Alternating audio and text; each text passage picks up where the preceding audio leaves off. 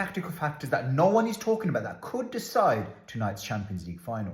The first factor is PSG centre-backs and whether they're battle-hardened enough. They've played against the likes of Rashford, Jota, but they haven't played against the likes of Marcus Thuram, a proper number 9 in a two-man partnership. So if PSG play with a high line, that centre-back pairing is going to be put to the test. Likewise, if Inter Milan do have periods of pressure where they get into the final third, that box defending of Marquinhos and Pacho, which can be a bit patchy, will be put to the test. The second key factor is tracking midfield runs into the box. Both midfields don't really have a proper holding midfielder who screens consistently in front of the back three or back four, whatever it may be. Çalhanoğlu is a player who's more comfortable on the ball than he is off it. Likewise, Jean Neves, Fabian Ruiz, they're more better at being on the ball than off it. So if the likes of Barella make late runs, or the likes of Jean Neves, Vitinha make late runs to join in with the attack, there could be cutbacks to the edge of the box and goals could be scored. The third key factor is the battle on the flanks. Now, we know that Inter Milan struggled against Barcelona, and this was a Barcelona team that, yes, they had great wingers,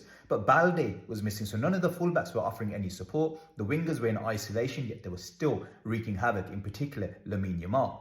Now, with PSG, not only do they have Kvara and they have Doué, perhaps, one-on-one, the Inter Milan wing-backs could deal with it, but then you've got the support of Hakimi, you've got the support of Nuno Mendes, so that makes it a 2v1 battle in favour of PSG. Yes, the wide centre-backs could pull out wide, the likes of Pavard or Bastoni, to make that a 2v2 battle, and the midfield runners can track back.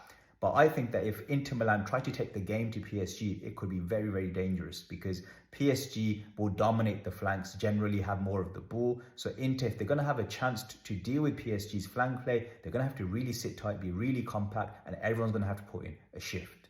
Let me know which factor you think will prove to be the most decisive, and if there's any factors which I haven't mentioned which you think will prove to be influential on the outcome, and what your predictions are for today's game.